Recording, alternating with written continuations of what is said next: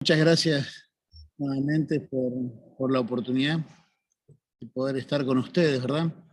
Eh, Hoy iba a estar nuestro amigo y hermano, el pastor Marcos Murillo, compartiendo la segunda parte, ¿verdad? De lo que es, vamos a decir así, la historia de las misiones. Pero el problema es que, ahora no recuerdo si fue el jueves o el viernes, murió el padre de él en México. Él está pastoreando allá en Estados Unidos, murió su padre en México, entonces tuvo que viajar y está con un montón de vueltas, así que no va a poder estar con nosotros esta noche, pero ya vamos a ver si lo podemos en algún momento, aunque sea una clase especial, aunque sea mucho más adelante, no sé, Ruffer, ahí sería lindo poder tenerle porque realmente eh, él es un tema que le apasiona y que lo tiene bien estudiado, ¿viste? Entonces sería lindo poder tenerlo. Bueno, estuvimos viendo con él la semana pasada un poquito acerca de la historia de las misiones, pero prácticamente quedamos ahí en hechos, ¿verdad? Podríamos decir allí con la iglesia apostólica, esa primera iglesia, ¿verdad? Y cómo ellos empezaron a expandir el evangelio y a predicar y a cumplir con el plan de Dios, ¿verdad? Pero como mencionamos, creo que en la segunda clase, vimos de que Dios le había dado una orden a su iglesia allí en Hechos capítulo 1, en el versículo 8, ¿se acuerdan? Y le dijo que ellos tenían que esperar allí en el aposento que se cumpliera el día de Pentecostés. Y cuando se cumpliera el día de Pentecostés, ellos justamente iban a recibir, dice, pero recibiréis poder cuando haya venido sobre vosotros el Espíritu Santo, ¿sí? La persona o la tercera persona de la Trinidad, y no por tercer menos importante, no es así, ¿verdad? Cuando haya venido sobre vosotros el Espíritu Santo, y me seréis testigos en Jerusalén, en toda Judea, en Samaria y hasta lo último de la tierra. Y podríamos decir allí estaban poniéndose los primeros ladrillos. Ya sabemos que el cimiento, el fundamento es Jesucristo, ¿verdad? Y se estaban empezando a poner los primeros ladrillos de esta iglesia que el Señor iba a utilizar, en este caso a los apóstoles y las enseñanzas de ir construyendo su iglesia. Ellos fueron predicando el Evangelio, se convirtieron un montón, tenían el favor del pueblo, pero como que se quedaron estancados. Y esto lo mencionamos en la segunda clase, como falló Hechos 1.8, entonces Dios mandó Hechos 8.1. Y Saulo consentía en su muerte, la muerte de Esteban, ¿se acuerdan? El primer mártir registrado en la escritura, porque ya Saulo venía matando a otros, ¿verdad? Persecución contra toda la iglesia que estaba en Jerusalén, y todos fueron esparcidos por las tierras de Judea y de Samaria, salvo los apóstoles. Eh, yo lo que hice, ¿saben qué? Tomé las iglesias de Apocalipsis. Así que les voy a invitar a que vayamos a Apocalipsis capítulo 2 y 3 y vamos a estar viendo en esta noche ese pasaje, esos pasajes, ¿verdad? Para poder ver justamente acerca de lo que es la historia de las misiones, de la iglesia, cómo se fue expandiendo, cómo llegamos a nuestros días, ¿verdad? Un poco, tal vez ustedes ya hayan escuchado acerca de Apocalipsis, tal vez ya hayan tenido algunas enseñanzas, ¿verdad? Y probablemente hayan escuchado tal vez esto, ¿no? Que a la hora de interpretar, obviamente la palabra de Dios tiene una sola interpretación correcta, pero a la hora de estudiar estas cartas o estas 7 cartas a la iglesia de Apocalipsis, a estas iglesias ubicadas ahí en Asia, eh, podemos tener, vamos a decir así, lo que sería un estudio o una interpretación primaria, que eso nos habla de que son iglesias reales, iglesias que se encontraban allí ubicadas en ese momento, ¿no? Y que cada una de estas cartas estaba tratando justamente con una iglesia en particular que tenía o enfrentaba esos problemas en particular que va presentando en cada una de esas cartas, ¿sí? Pero también uno lo puede ver a través de lo que sería una interpretación o un estudio profético. Cómo cada una de las iglesias, de hecho el orden que fue dada, ¿verdad? El orden en que fue dictada a través de Cristo, que fue dictada, no, que fue inspirada, ¿verdad? Eh, el orden que fue dado a Juan tiene un porqué, ¿sí? Y a la hora de estudiarlo de una manera profética, uno ve de que allí cada iglesia corresponde como a una etapa a lo largo de estos 2000 y picos de años que ya tenemos en la iglesia, ¿verdad? Hay una interpretación primaria, iglesias que existían en aquel momento, una interpretación profética, ¿verdad? De lo que vive o lo que vivió la iglesia hasta el momento, ¿verdad? Diferentes etapas.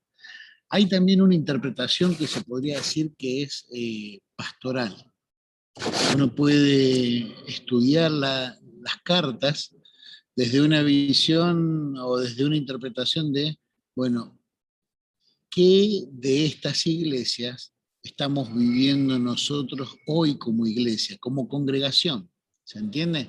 Bueno, estaremos viviendo tal vez la parte de, no sé, como Esmirna, siendo perseguidos y sufriendo.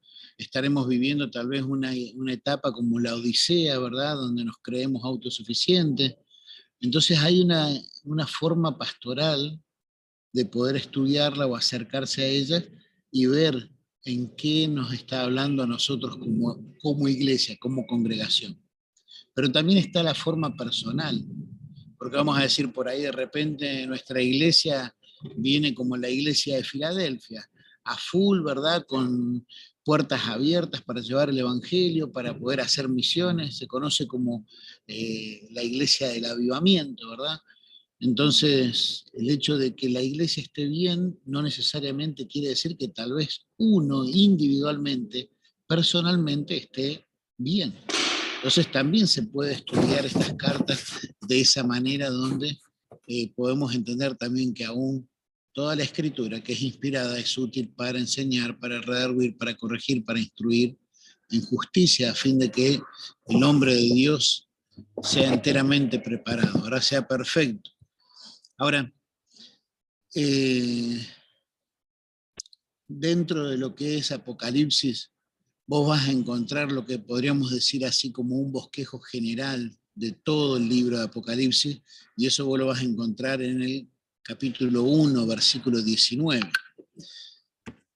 En el capítulo 1, versículo 19 de Apocalipsis, dice así: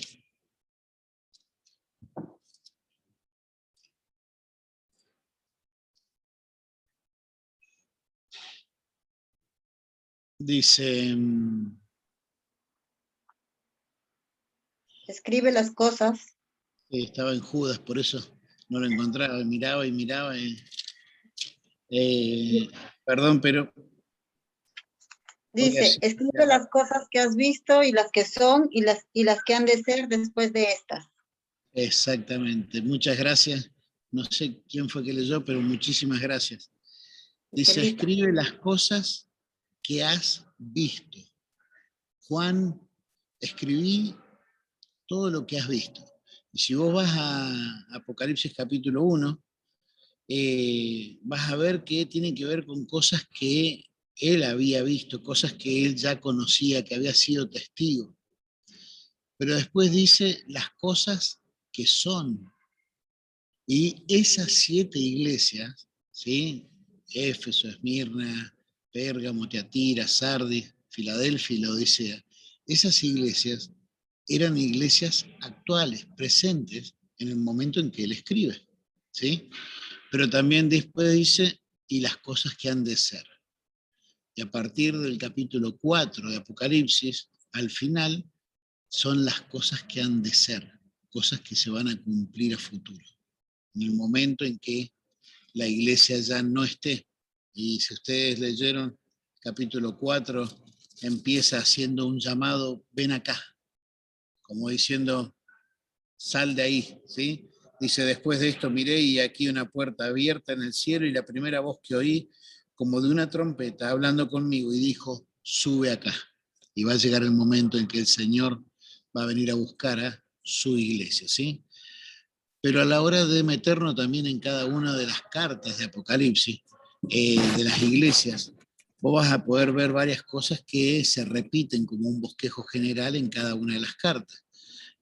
Podés ver cómo se presenta el autor, en este caso Jesucristo, ¿verdad? Se presenta como, no sé, el que tiene las 7 estrellas en su mano, el que tiene el candelero, el que estuvo muerto y vivió, se va presentando de diferentes formas y yo creo que es porque es conforme a la necesidad que estaba pasando la iglesia en ese momento. Conforme a la necesidad. Se presenta tal cual. Cuando vos vas al Antiguo Testamento y empezás a estudiar los nombres de Dios, vos vas a ver que Dios se presenta en diferentes momentos, en diferentes oportunidades, con un nombre diferente. Jehová Shabbat, Jehová Jireh, ¿verdad? El Dios que provee, Jehová Shabaoth, ¿verdad? Diferentes nombres donde da a entender y a conocer una parte, una característica, una forma de relacionarse Dios con el hombre. Y acá vos vas a encontrar, ¿verdad?, que en cada una de las cartas se presenta como, el autor se presenta, Cristo se presenta como la necesidad que tienen. Pero también en cada carta vos vas a ver que hay palabras como de alabanza o de ánimo, ¿verdad? Palabras que, bueno, yo conozco tus obras, conozco lo que has hecho, conozco esto, conozco aquello, conozco que has probado a los que dicen ser apóstoles y no lo son, y lo has hallado mentiroso, ¿verdad?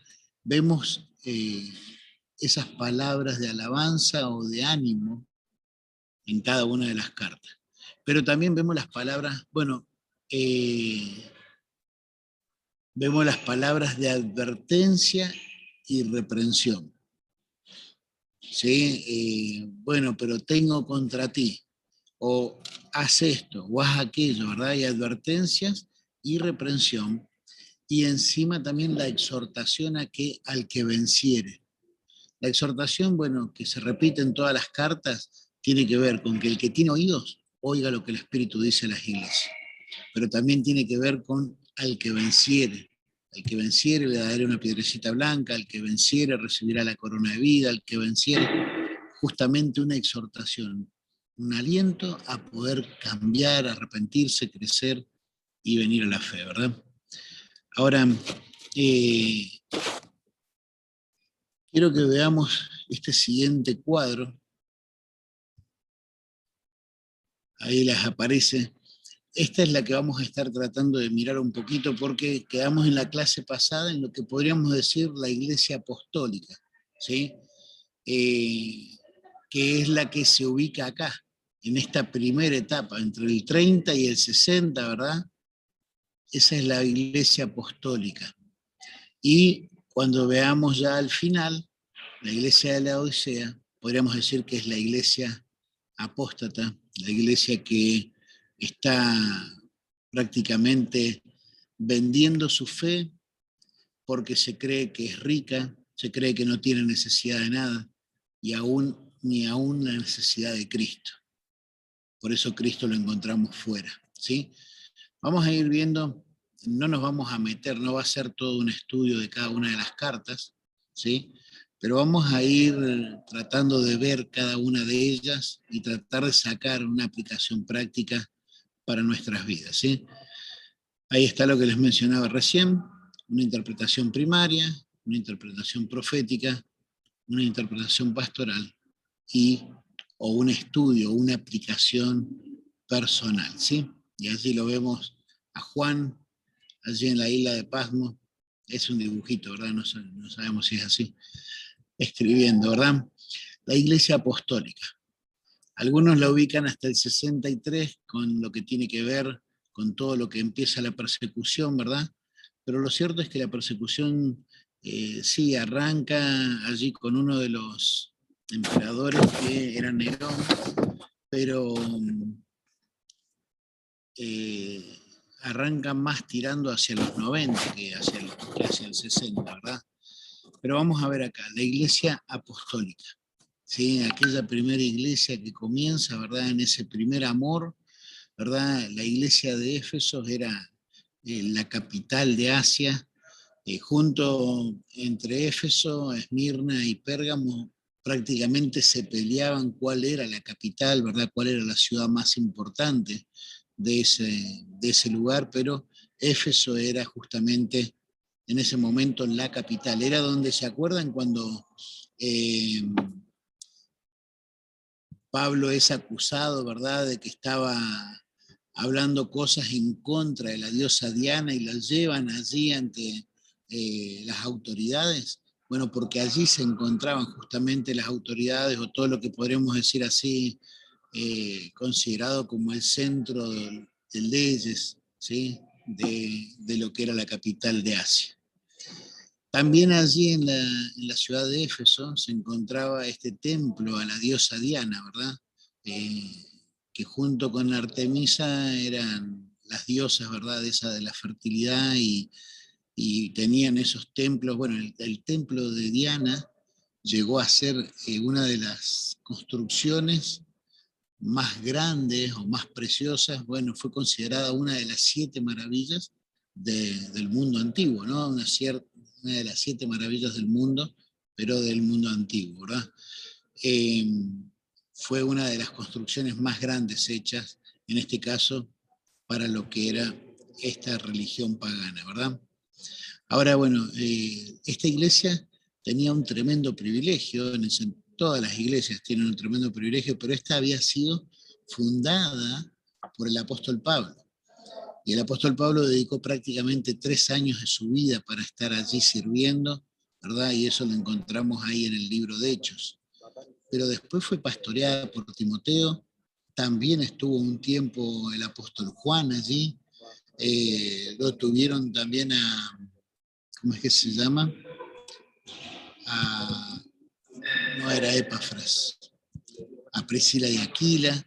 Tuvieron, ¿viste? Una oportunidad tremenda, ¿viste? De tener semejantes siervos, ¿no? Y bueno, ahí puse en cuanto a su cimiento, el cimiento de la iglesia, si bien es Cristo, pero también, ¿viste? Vamos edificando sobre las enseñanzas de los apóstoles. Su comienzo fue tremendo, un auge terrible, hallando el favor del pueblo.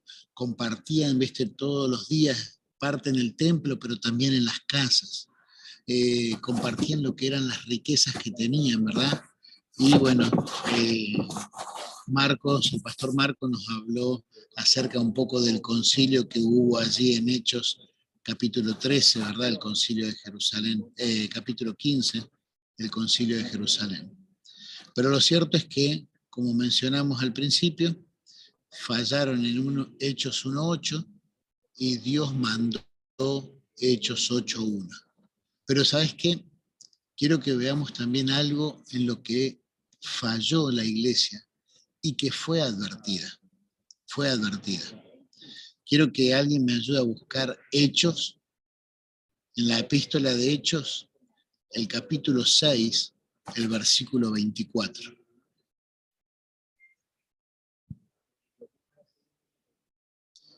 Hechos capítulo 6, versículo 24. En Hechos capítulo 6 no hay 24. No hay 24, hay hasta el 15 nomás. ¿Qué dije? Hechos, no, Efesios, perdón. Perdonen, pero estoy sin dormir desde ayer y tengo un cansancio en la cabeza a veces, así que sepan, disculpan. Dije Hechos, no es Hechos, es Efesios capítulo 6. En Efesios capítulo 6, Pablo le hace una advertencia a la iglesia de Éfeso. La palabra.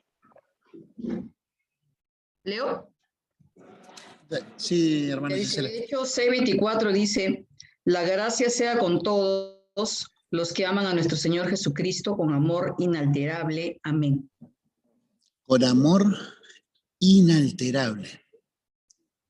Pablo les hizo allí una advertencia de que la gracia de Dios iba a ser, vamos a decir así, consecuente para con todos los que amaran a Dios con un amor inalterable. Pero ¿se acuerdan allí en Apocalipsis capítulo 2, en el versículo 4, cuál fue el reclamo que le hizo el Señor Jesucristo a la iglesia de Éfeso? Pero tengo Que has contra ti dejado Que tu había dejado su primer amor. amor. que has dejado tu primer amor. Y sabes, quiero que podamos pensar en esto. Tanto en la iglesia de Éfeso como en la iglesia de Filadelfia es donde más se ve el crecimiento o lo que vamos a decir así, lo que es la efervescencia o el auge de lo que son las misiones. Pero acá hubo algo que perdieron, que han dejado. ¿Sabes? La idea ahí de la palabra dejar es algo que no es que, bueno, uy, ¿dónde dejé las llaves? ¿Viste? No sé si a vos te pasa, pero, ¿viste? Lo que son las llaves de la casa o del auto, ¿verdad? Son de las que siempre se pierden, ¿verdad? A mí ya mi esposa me domesticó y tengo un llaverito ahí donde cuando entro tengo que colgar las llaves ahí para no tener que después perder tiempo buscándolas, ¿no? Pero ha llegado a ver, no sé si allá en Perú lo tenían, creo que sí, eran como unos, vos le silbabas, viste, a un controlcito y del otro lado respondía el control para que vos pudieras saber dónde estaban las llaves. Bueno, la idea ahí no es que se olvidó la persona, che, ¿dónde dejé el amor? ¿Dónde dejé ese primer amor? Sino que voluntariamente decidieron darle prioridad a otras cosas. Voluntariamente decidieron darle prioridad a otras cosas. Es lo que muchas veces tal vez puede pasar aún dentro de los matrimonios, ¿verdad? Que voluntariamente vamos dejando de invertir en lo que podríamos decir así, eh, es la esencia eh, en lo que sería el hogar. De hecho, el hogar viene del concepto de hoguera, ¿verdad? Donde dos personas mantienen viva ese fuego, esa pasión, ¿verdad? Ese amor. Y la idea es que para que esa hoguera se mantenga hay que ir colocando leña. Y, y en este caso el amor para con el Señor, ese amor inalterable, es algo en lo que hay que trabajar intencionalmente, porque si no nos pasa como le está reclamando el Señor Jesucristo a la iglesia de Éfeso. Dice, pero tengo contra ti que has dejado tu primer amor. Dice, por tanto, recuerda de dónde has caído. No a dónde, sino de dónde. ¿Cuál era la posición? No, no es, bueno, a ver, voy a hacer memoria. ¿Dónde fue que yo me alejé? ¿Dónde fue que me enfrié? No, no. No hace referencia al día, ni al hecho, ni al evento, sino de dónde. ¿Cuál era esa posición que disfrutábamos de comunión, de compañerismo con nuestro Señor, ¿verdad?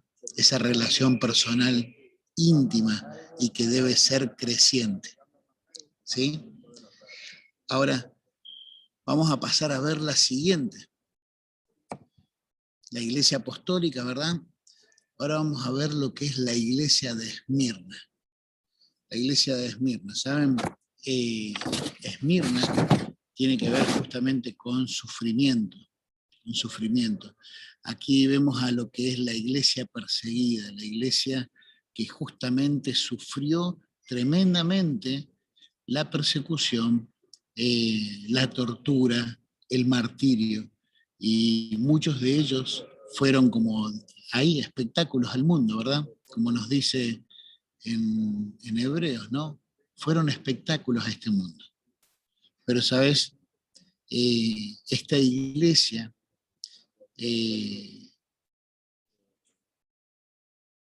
esta iglesia de Esmirna, ¿verdad? Esta iglesia sufriente, tuvo que aprender que en medio del sufrimiento, en medio de la prueba, es justamente donde se perfecciona nuestra fe y nuestra paciencia.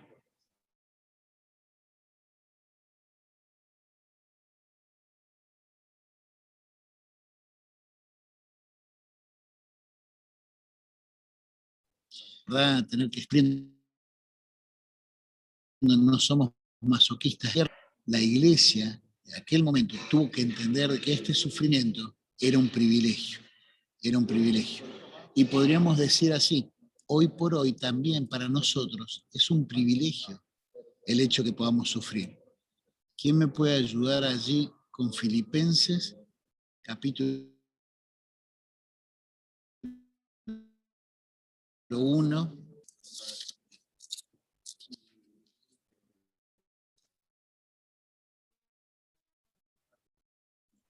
Dice, solamente que os comportéis como es digno del Evangelio de Cristo, para que os sea que vaya a veros o que esté ausente, oiga de vosotros que estáis firmes en un mismo espíritu, combatiendo unánimes por la fe del Evangelio. Hasta el 29, si puede, por favor.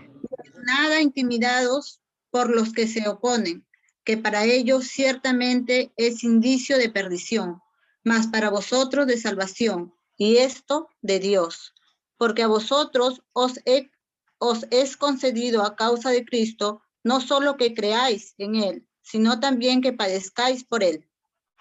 Muy bien, acá el apóstol Pablo hace, vamos a decir así, un recordatorio. Estamos para combatir por la fe del Evangelio, ¿sí?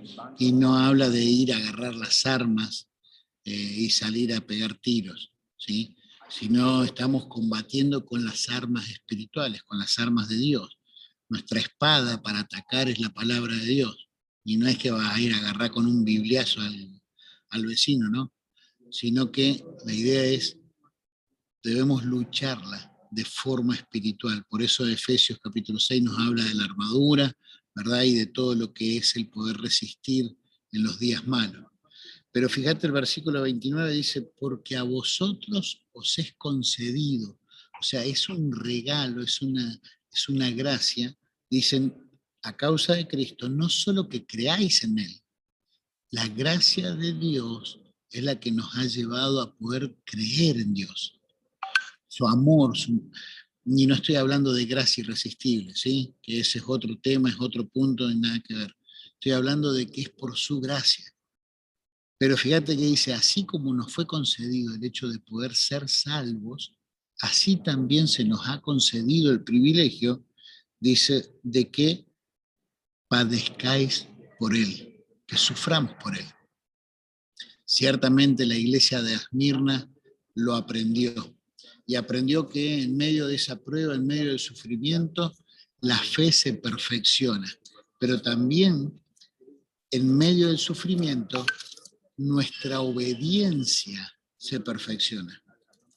Obviamente uno obedece por la fe, ¿verdad? Pero, ¿se acuerdan el pasaje, si no me equivoco, creo que es en Hebreos, a donde habla acerca de que Cristo aprendió obediencia en medio de todo el sufrimiento? Es un poco raro ese pasaje porque obviamente en Jesucristo es el mismo ayer y hoy por los siglos de los siglos y no hay alteración en él, ¿sí? Pero la Escritura nos da ahí como entender, aprendió obediencia, dice. Pero también a través del sufrimiento podemos entender de que en cierta forma nos previene del pecado. En 2 Corintios capítulo 12 encontramos el pasaje, allí se acuerda donde Pablo dice que clamó 3 veces a Dios para que le fuera quitado un aguijón que tenía en la carne, ¿se acuerdan? Dice, un mensajero de Satanás para que me abofetee, ¿sí? A ver, ¿alguien me puede ayudar? 2 Corintios 12, si no me equivoco, creo que es el versículo 10. A ver. Versículo 9.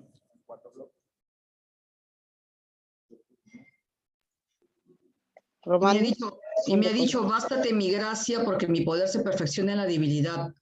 Por tanto, de buena gana me gloriaré más bien en mis debilidades, para que repose sobre mí el poder de Cristo. Okay. Eso es lo que dice 2 Corintios. Dice,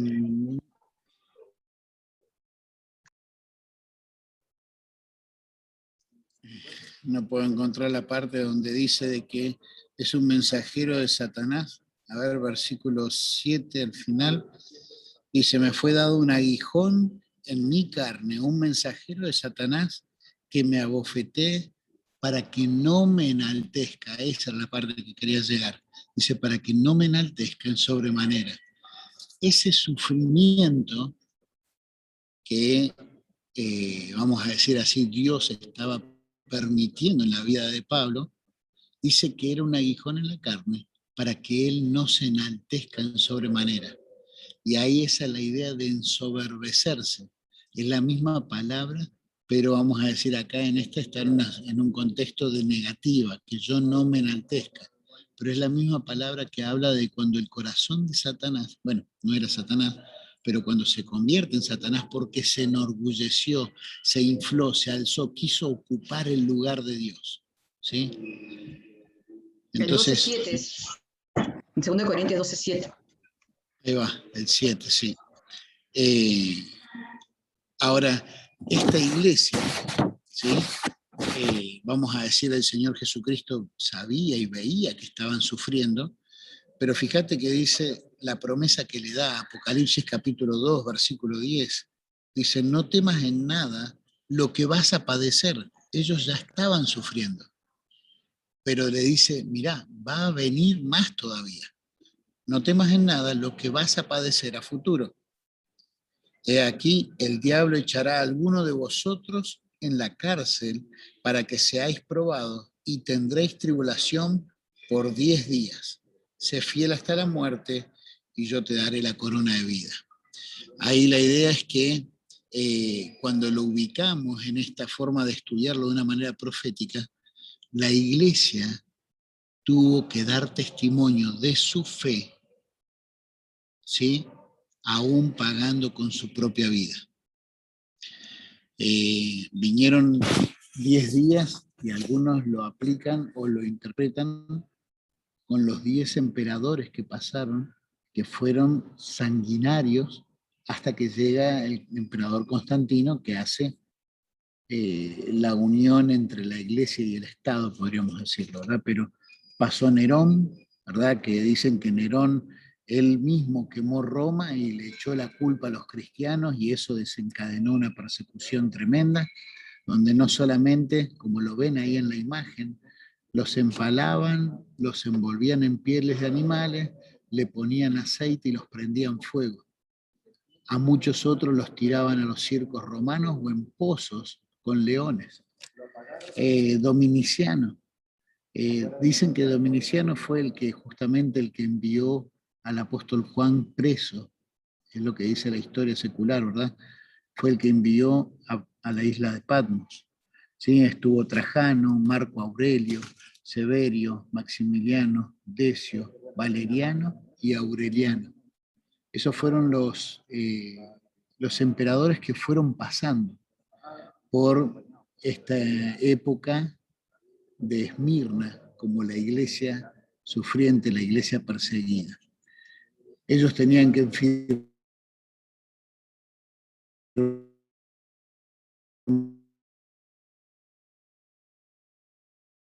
firmar con su sangre, ¿sí?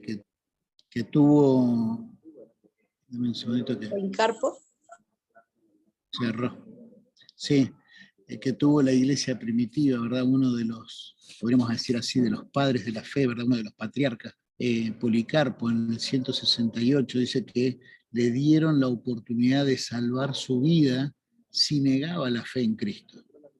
Y aún antes de que lo prendieran fuego, le dieron nuevamente la oportunidad y su respuesta volvió a ser la misma.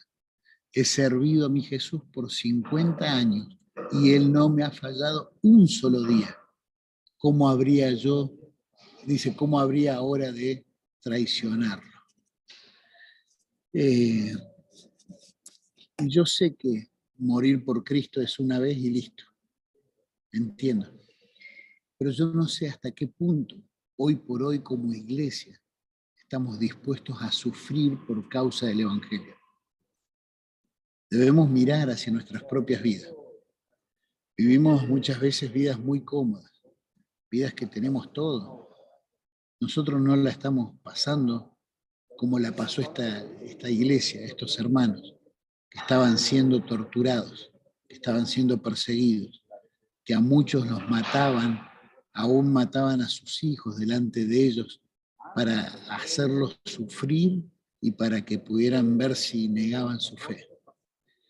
Saben, hay un librito muy pequeñito, es de eso, yo lo conseguí edición bolsillo, se llama Torturados por Cristo. Lo pueden conseguir en PDF si quieren, o yo voy a ver si lo consigo y lo mando. Son testimonios de lo que es la iglesia, vamos a decir ahí detrás de la cortina de hierro, que debían reunirse en forma clandestina, ¿verdad? Y hay uno de los testimonios que me impactó y todavía lo recuerdo. Habían agarrado a su padre, lo habían torturado de un montón de formas, ¿sí? Hasta que agarran a su hijo y lo iban a matar delante de su padre. Y él dijo que no, está bien, que ya está, que él iba a decir dónde se reunía la iglesia, que creo que era una iglesia subterránea en ese momento. Y el chiquito de 14 años le dice, no papi, no me hagas eso. Yo sé en quién he creído y estoy dispuesto a morir por mi fe, pero no me hagas tener que morir teniendo un padre traidor. Wow. Quiera Dios que nosotros podamos tener un corazón así, que nos las podamos jugar por aquel que realmente se la jugó por nosotros, aquel que dio su vida por nosotros. En 2 Corintios, algún hermano o hermana que me pueda ayudar a leer.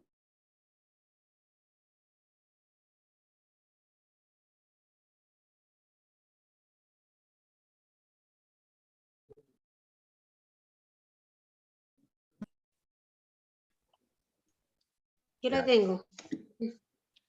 Dice así, porque el amor de Cristo nos constriñe pensando esto, que si uno murió por todos, luego todos murieron, y por todos murió para que los que viven ya no vivan para sí, sino para aquel que murió y resucitó por ellos. Muy bien. Habla acerca de eventos, ¿sí? Aquel que murió, ¿sí? Son eventos que no se pueden negar, ¿sí? Nadie puede negar, no hay ningún ser humano en la tierra que pueda negar la existencia de Cristo. El impacto es tan grande que marcó la historia de la humanidad. Hoy estamos 2021 después de Cristo. Pueden, como dice la Escritura, ¿verdad? Dice el necio en su corazón no hay Dios. Sí, pueden comportarse como necios y querer negar a Dios, querer negar a Cristo, eso sí, puede pasar. Pero del hecho de que puedan comprobarlo con hechos, de que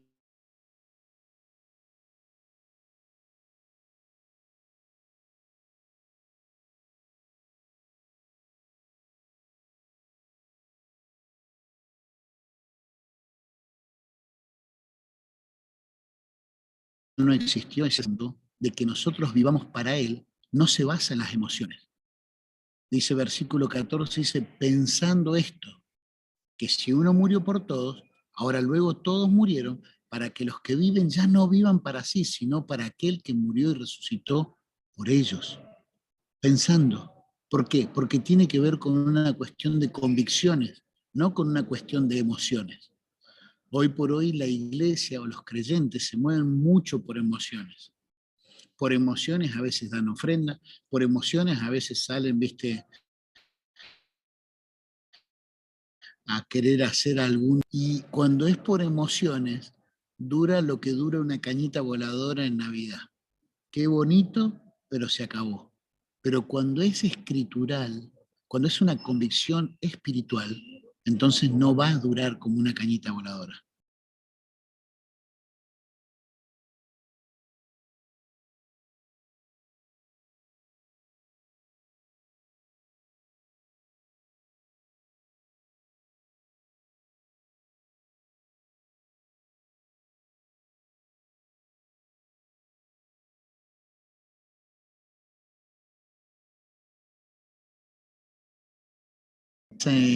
Creo que fue en el 305 o 303, empieza, ¿verdad?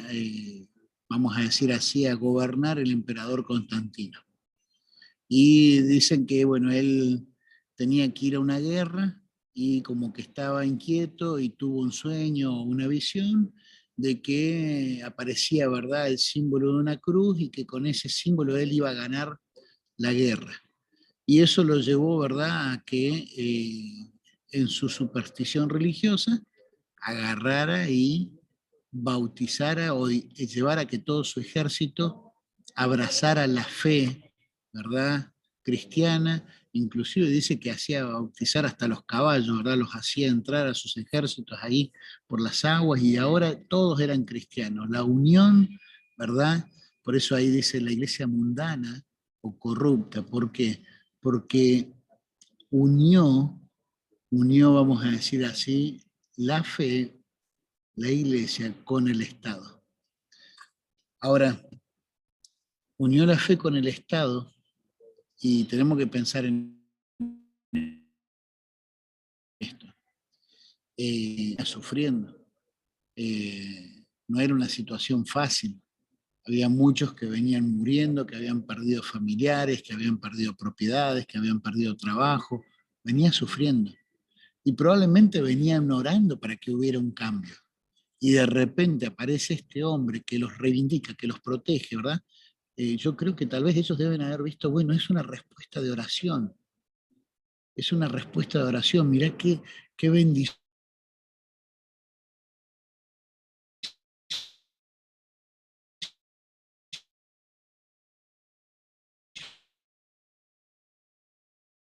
Ahora tenemos. Bueno, el diablo fue astuto. Y la idea es que históricamente podemos ver, ¿verdad?, que allí Constantino, una de las mejores herencias, si querés llamarlo así, que pudo dejarle a Roma, es justamente haber creado lo que es la Iglesia Católica y lo que es esa unión de poderes, ¿verdad? En cuanto a lo que es, vamos a decir, hoy por hoy ya, bueno, no sé cómo será en Perú, pero por ejemplo acá en Uruguay, la Iglesia Católica ya no tiene ningún poder, vamos a decir, político. Antes, wow, era, viste, santa palabra, ¿no? Y era como que era un cuarto poder, ¿verdad? No era la prensa, era la Iglesia Católica. Bueno, ahí se dieron una serie de cosas donde aún hasta se dividió, ¿verdad?, el papado y hubo épocas donde había dos papas, unos que eran de los ortodoxos, otros. Pero bueno, el punto es que allí se unió la iglesia, si querés llamarlo así, con el mundo, con el Estado. Y me ponía a pensar y decía, bueno, ¿cómo está nuestra iglesia ahora?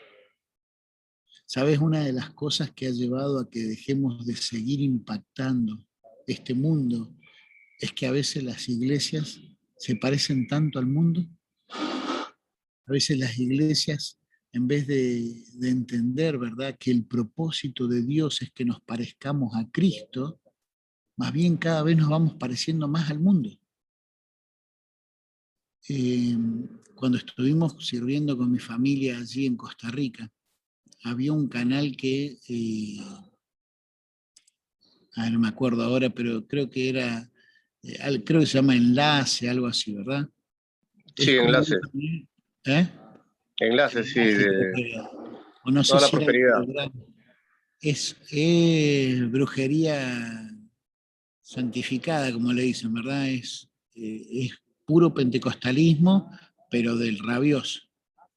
Y, y a veces cuando ellos ponían, viste, alguno de sus grupos de música, vos pasabas del canal 43 al canal 23 y vos veías los grupos de música y si no tenían volumen, vos decís, los dos son un grupo de rock normal.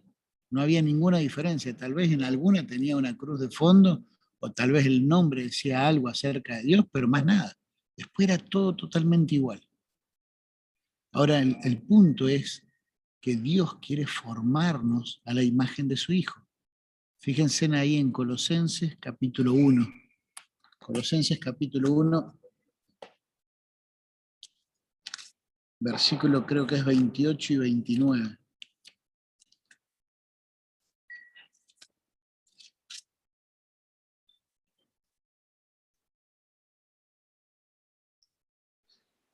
Dice versículo 28, si alguien quiere leerlo, 28 y 29. Amén.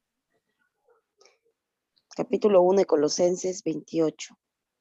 Dice la palabra del Señor. ¿A quién anunciamos?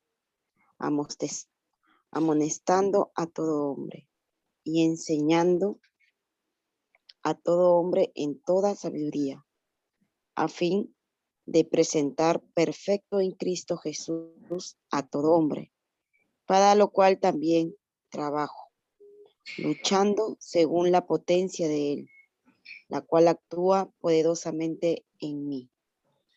El apóstol Pablo tenía bien en claro, cuando él estaba trabajando, dice, y que lo hacía luchando según la potencia de él, el poder, la fuerza de él, dice, era con el propósito de presentar a todo hombre perfecto en Cristo Jesús. Dios tiene el propósito de que nosotros lleguemos a tener la imagen de Cristo. El apóstol Pablo mostraba allí que el deseo, el anhelo era presentarlos perfectos en Cristo. Pero a veces la iglesia se parece más al mundo que a Cristo. Uno podría decir allí, bueno, que Constantino pervirtió los evangelios, pervirtió la palabra de Dios. Bueno, no, creo en la preservación de la escritura, ¿verdad? Pero creo que fue repitiendo tanto algunas mentiras que ciertamente, ¿viste? Como dicen, repetí una mentira 1000 veces y a la 1001 van a pensar que es verdad, ¿no? Así decía, creo que era Hitler. La situación es, la Iglesia Católica fue pervirtiendo el mensaje, fueron predicando otro evangelio, y por eso llegaron al punto de que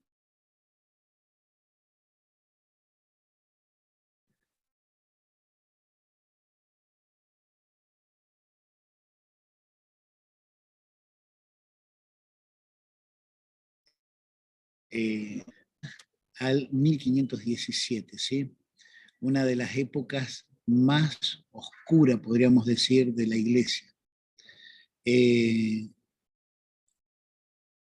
Ojo, también debemos entender, y no sé si lo han leído o si lo han escuchado, pero yo creo que hay mucha probabilidad que eso sea así.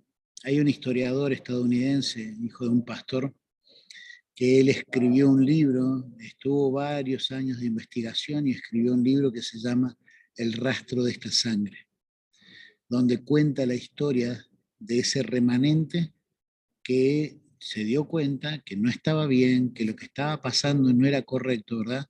Y que ellos buscaron mantenerse puros doctrinalmente. El rastro de esta sangre. La iglesia de Cristo que no se unió. Y por eso vas a ver que en este caso, por ejemplo, la iglesia de Tiatira dice así, vamos a leer allí la iglesia de Tiatira.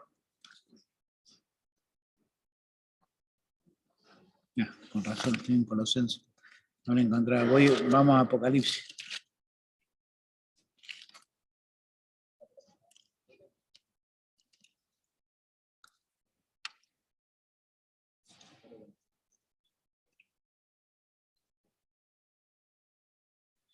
La iglesia de Tiatira dice que tenía entre medio de ellos a una profetisa o a una mujer que llevaba, dice, que seducía y que los llevaba a fornicar, dice.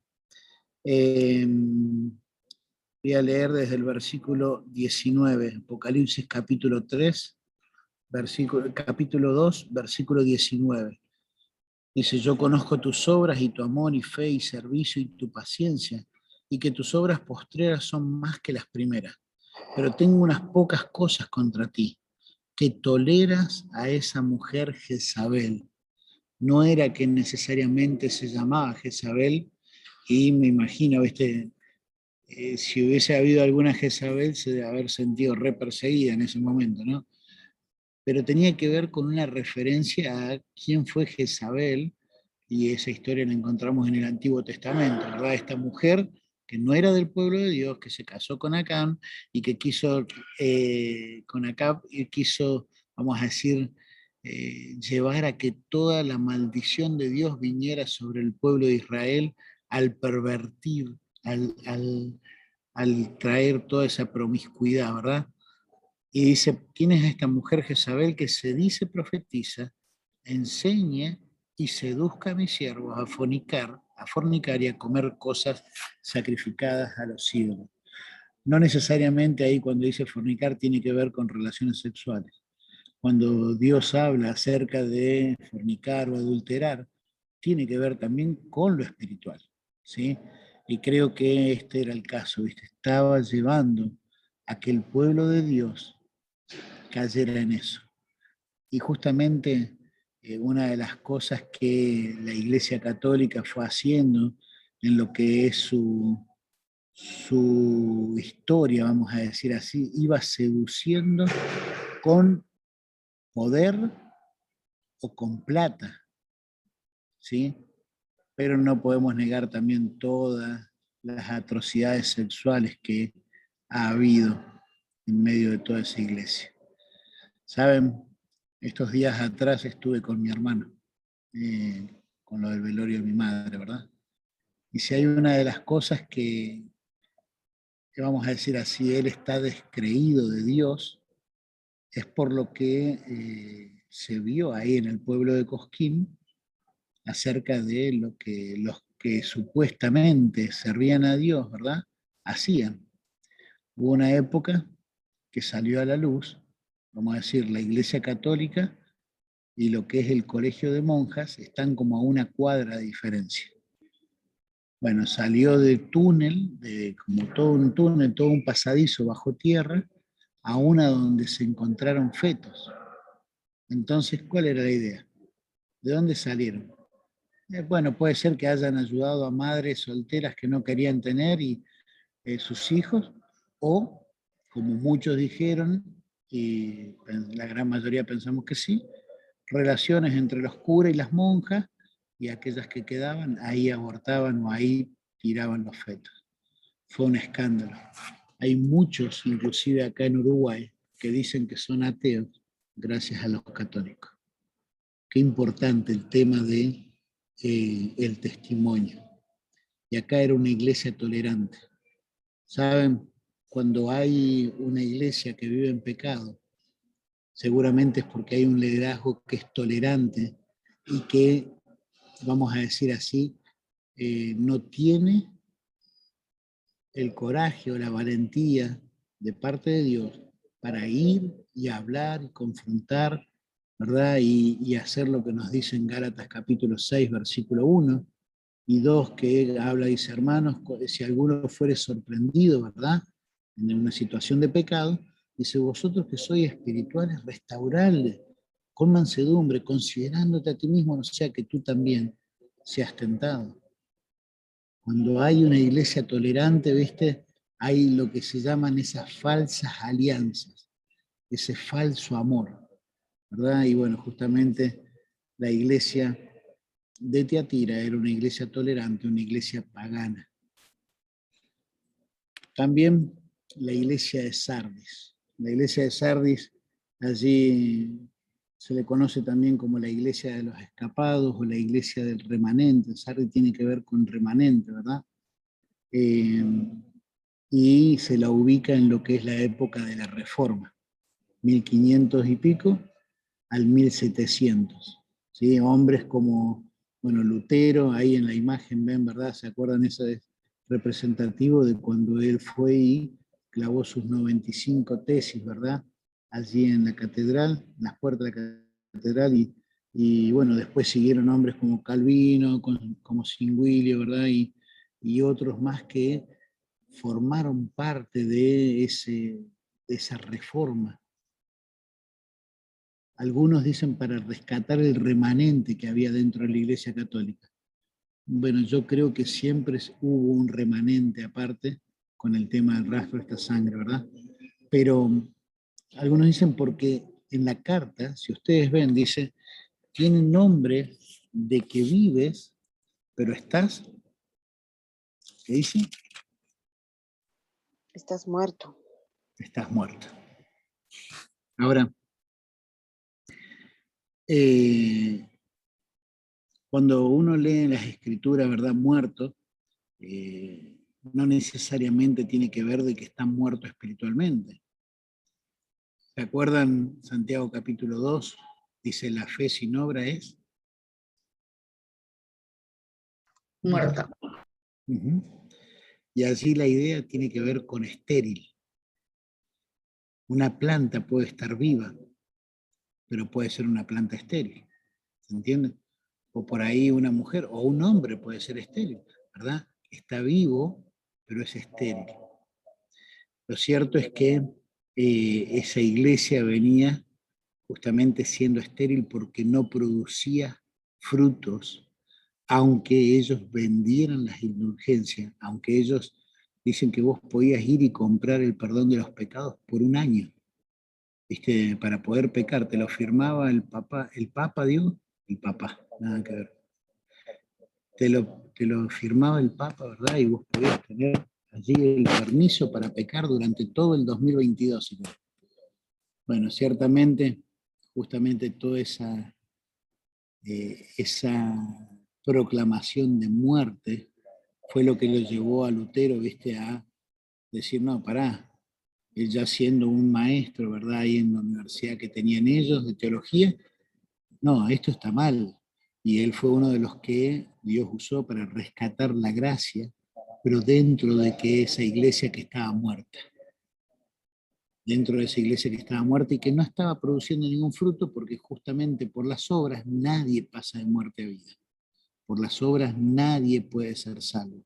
De hecho, más bien, dice en Gálatas capítulo 3, versículo 10, si no me equivoco, que maldito todo aquel que no permaneciera en todas las obras de la ley.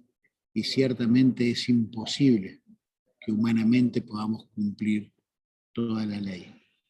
Allí, vamos a decir así, esta iglesia que se encontraba en una ciudad que, bueno, obviamente se conocía a esa ciudad como la capital de las religiones, ¿verdad? Allí había el culto a Artemisa, ¿verdad? Esta diosa de la fertilidad y de la casa. Estaba el culto también al emperador, no me acuerdo ahora, pero se celebraba, ¿verdad? El culto al emperador. Lo cierto es que hay algo que también llama la atención de Sardis, y es que, vamos a decir, a diferencia de Esmirna y de Pérgamo, Sardis no sufría ningún tipo de persecución.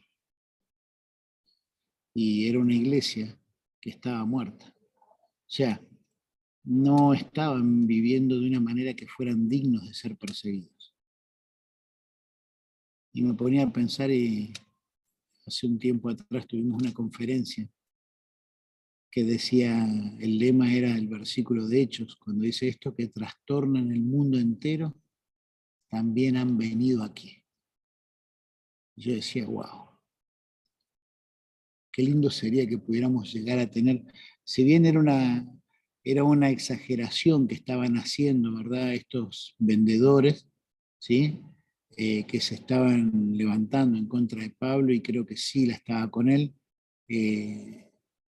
Si bien era una exageración y lo que querían era generarles problemas legales, que de hecho lo consiguieron, los metieron presos a ellos, el punto es, qué bueno sería que nosotros podamos ser de aquellos que trastornan nuestro barrio, que trastornan nuestra ciudad, llevando el Evangelio, llevando lo único que tiene poder para cambiar una vida, para transformar una vida, para poder pasarla de muerte a vida, trasladarla del reino de las tinieblas al reino de la luz. Qué bueno sería que pudiéramos llegar nosotros a ser dignos de ser perseguidos por algo así, ¿sí? Pero bueno, ahí se da todo lo que es la época de la Reforma, ¿verdad? Y me ponía a pensar, digo, ¿cómo tal vez uno puede tal vez llegar a caer en, vamos a decir así, una iglesia hoy por hoy? ¿Cómo puede llegar a caer en que tenga nombre de que está viva, pero estar muerta? qué cosa podemos llegar a hacer para que pase eso, ¿viste? Y bueno, tal vez quiero sacar el chat y no encuentro, ahí está hermoso. Ahí va. Tal vez vamos a decir así cuando nos dedicamos a vivir de las victorias pasadas, ¿sí? Yo no sé si a ustedes les ha pasado, espero que no, pero muchas veces nos quedamos, uy, antes poníamos la carpa, antes salíamos a hacer, viste, visita casa por casa, antes íbamos a los pueblos del interior a predicar, antes, viste, y a veces hay iglesias que se quedan viviendo en los laureles y se olvidan de que hoy seguimos siendo responsables de nuestra generación. Hoy seguimos siendo responsables de llevar el evangelio a nuestra generación. También a veces puede ser cuando nos equivocamos y nos ponemos a pelear, ¿viste? Y personas que a veces se ponen a discutir como lo que le pasó a Pablo y Bernabé, ¿verdad? Una discusión no pequeña, tan apasionada por cosas que tienen que ver más con la forma que con los fundamentos, que tienen que ver más con cuestiones de preferencias denominacionales que con lo que es doctrina bíblica.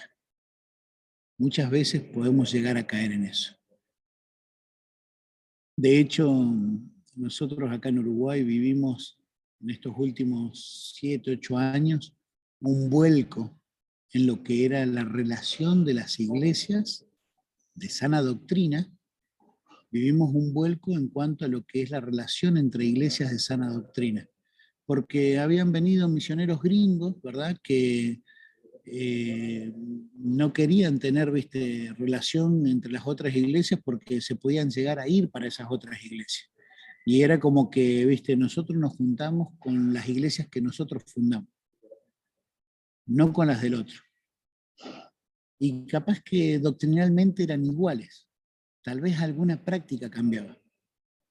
Bueno, gracias a Dios, en ese sentido, bueno, ya muchos de los gringos se fueron yendo y fueron quedando los nacionales y se dieron cuenta de que somos hermanos en la fe, de que tal vez cambian algunas cosas, pero que no hacen a lo que son doctrinas básicas, fundamentales. Pero podemos llegar a caer en eso, en que vivamos del pasado o que vivamos enredados en discusiones triviales de cuestiones humanas. La otra iglesia es la iglesia de Filadelfia. La iglesia de Filadelfia es conocida como la iglesia del avivamiento. El significado ahí de Filadelfia tiene que ver con amor fraternal. Y justamente la iglesia de Éfeso, que lamentablemente había perdido su primer amor, fue una de las más crecientes, una de las que más frutos trajo, a la manera bíblica, ¿verdad? Porque la iglesia católica se expandió tremendamente, pero no había frutos espirituales ahí. Y ahora la iglesia de Filadelfia, la del amor fraternal, es la iglesia del avivamiento. Sí, allí dice, el padre de las misiones modernas desafió a la iglesia evangélica a establecer agencias misioneras y a enviar misioneros a los continentes no cristianos. Ciertamente es algo que todavía debemos seguir trabajando. Debemos seguir trabajando porque, bueno, hay muchos países que tienen un muy poquito porcentaje de misioneros de acuerdo a lo que es per cápita, por decir así, por lo que es la cantidad de población. Muy poquitos misioneros. Y debemos seguir trabajando, y yo doy gracias a Dios. Yo cuando tuve la oportunidad de estar yendo a Perú, yo me gozaba de ver el crecimiento, la visión misionera, el cómo, pero no nos descuidemos. Gracias al Señor, dice que esa puerta que Dios le abrió a Filadelfia, dice, es una puerta que Él abre, dice, y ninguno cierra. Y Él cierra y ninguno abre. Tiene que ver con su poder. Pero ¿sabes qué? Mucho de la voluntad de Dios también se mueve conforme a nuestras oraciones. Obviamente Dios tiene un plan que Él ha trazado en su soberanía, pero Dios le encanta responder a las oraciones de su pueblo. Y sería genial que podamos nosotros tomar algún país ¿verdad?, alguna etnia, alguna región donde las puertas están cerradas y que Él abra esas puertas. Ni que hablar Corea del Norte, ni que seguir. Bueno, la iglesia en China ha crecido un montón, la iglesia de Corea del Sur también ha crecido un montón, ¿verdad? Pero esta es la época en la que empezó a crecer, vamos a decir, los avivamientos allí en Inglaterra, ¿verdad? Donde Inglaterra en los 1700 y 1800 fue uno de los países que más misioneros sacó al mundo. Después tomó el protagonismo lo que es Estados Unidos, ¿verdad? Y hoy por hoy hay muchos coreanos y también muchos latinos que están saliendo a hacer misiones. Pero saben, a veces nosotros podemos llegar a escondernos detrás de lo que hace la iglesia y nosotros no estar haciendo misiones. Muchas veces podemos llegar a caer en el error de escondernos detrás de lo que hace nuestra congregación y nosotros no estar haciendo misiones. Nosotros no orar por puertas abiertas, no orar para que el evangelio corra, no orar por aquellos que están en el campo de batalla o en el frente de batalla, no ofrendar, no predicar, no involucrarme, no ir, aunque sea el ir, sea a la vuelta de la manzana de mi casa. Pero muchas veces podemos decir, sí, nosotros con mi iglesia apoyamos 15 misioneros. Ah, qué bueno. ¿Y a cuánto les predicás vos? ¿Cuánto orás vos por las misiones? ¿Se entiende? Debemos tener cuidado de no caer en el error ese. ¿Saben? Cuando estaba, dice, la Alemania nazi, y bueno, masacraron cantidades de judíos, ¿verdad? Dice que ellos los subían en los vagones de trenes, de esos de carga, y los metían como a presión ahí. Iban todos paraditos, a veces eran 2 o 3 días de viaje hasta que llegaban a los lugares que tenían ellos como campo de concentración. Dice que cuando empezaban a bajar, muchos caían desplomados muertos. Durante el viaje estuvieron de pie, pero vamos a decir así, la presión de los otros los mantenían de pie. La presión de los otros dentro del vagón los mantenía de pie. Hay que tener cuidado de que nosotros no creamos de que estamos haciendo misiones porque la iglesia sostiene 2, 3, 4 familias misioneras, sino que nosotros podamos involucrarnos.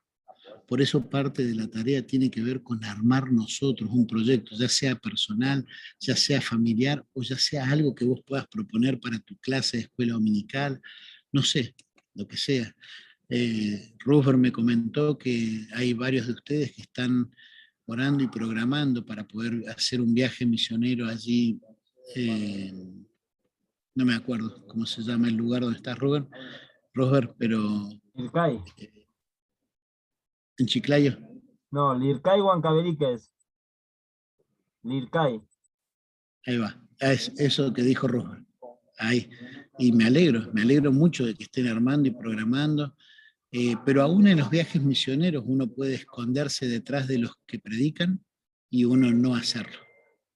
Así que quiera Dios que nosotros podamos ser de esa iglesia que tiene ese amor fraternal y que por amor a Dios, a la persona de Dios, por amor a los propósitos de Dios, por amor al pueblo de Dios y por amor a los perdidos, podamos tener ese avivamiento. En mí, empieza en mí, empieza en vos. ¿Sí? Y la última iglesia, la de la Odisea, que es la que muchos ubican de que es donde estamos hoy. Que dicen que hoy, actualmente, estamos viviendo esta etapa. La que empezó de los 1900 hasta que nos venga a buscar, ¿verdad? Hasta el arrebatamiento. O sea, 2021 y contando, ¿sí? La iglesia de la Odisea dice, una pobre iglesia rica.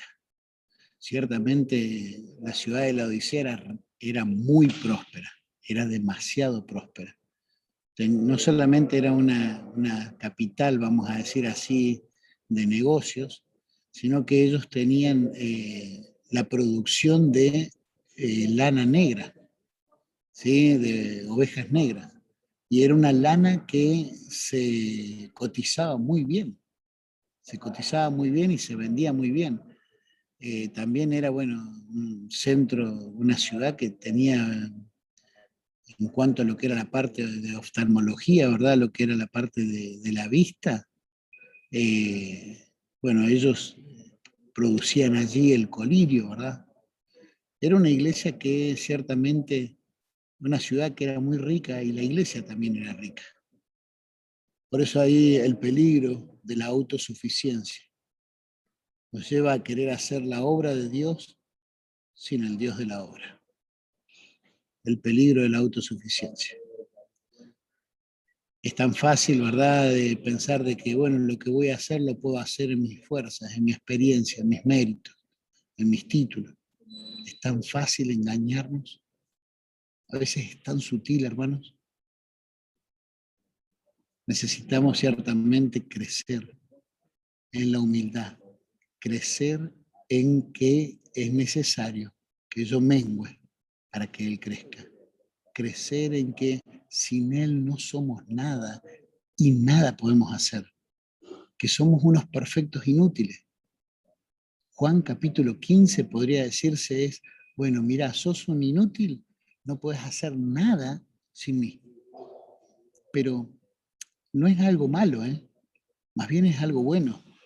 Qué bueno sería que pudiéramos crecer en ese concepto de humildad, entender quién soy yo, qué es lo que yo puedo, cuáles son mis limitaciones y entender quién es Dios y todo lo que Él puede hacer a través tuyo y mío si nuestras vidas están en sus manos. Un montón de veces me he regañado a mí mismo diciendo todo lo que Dios podría hacer si realmente mi vida estuviera completamente en sus manos. Pero muchas veces caemos, ¿viste?, en confiar, no sé.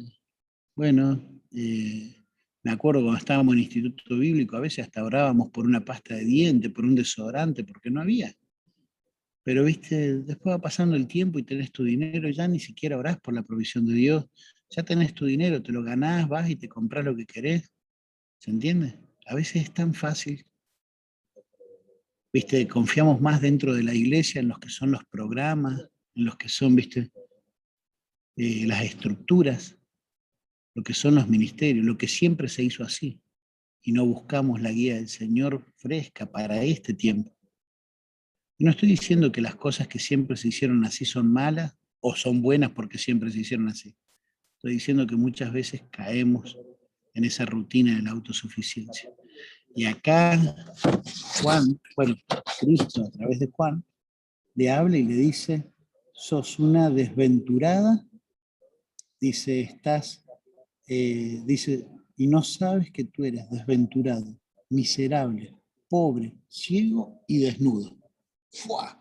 Le dio, viste, con un caño. Pero era tan autosuficiente que aún tenía un concepto equivocado de sí misma y a la misma vez dejaba a Cristo fuera. Hay un tremendo peligro en querer hacer la obra de Dios sin el Dios de la obra. Algunos dicen que esta iglesia en realidad está más conformada hoy por personas que no son salvas, por eso Cristo está fuera. Sin embargo, el pasaje ahí habla de comunión, como la iglesia había roto su comunión. Y sabemos que cuando rompemos la comunión con Dios no es que dejamos de ser salvos, ¿sí?, sino que justamente hemos roto ese enlace a la fuente de poder y no podemos hacer absolutamente nada conforme a lo que Dios quiere que hagamos o a la manera que Dios quiere que hagamos si no estamos, como no sé quién fue que puso ahora el pasaje de Juan capítulo 15, si no permanecemos en Él. En 7 versículos creo que son 8 veces que habla acerca el que está en mí o el que permanece en mí o el que no permanece.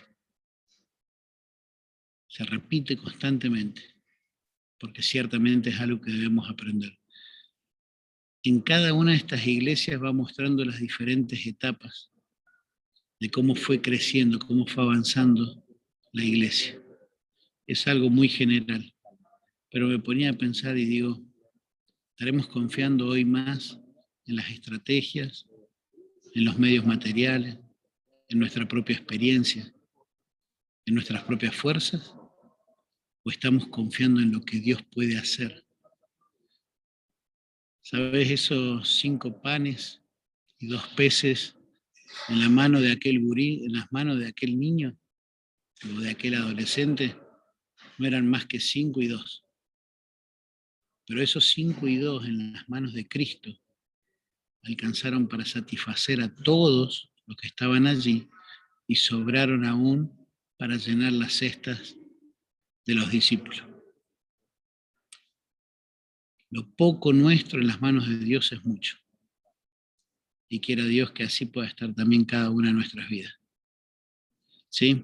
Hermanos, eso es lo que tenía para compartirles hoy.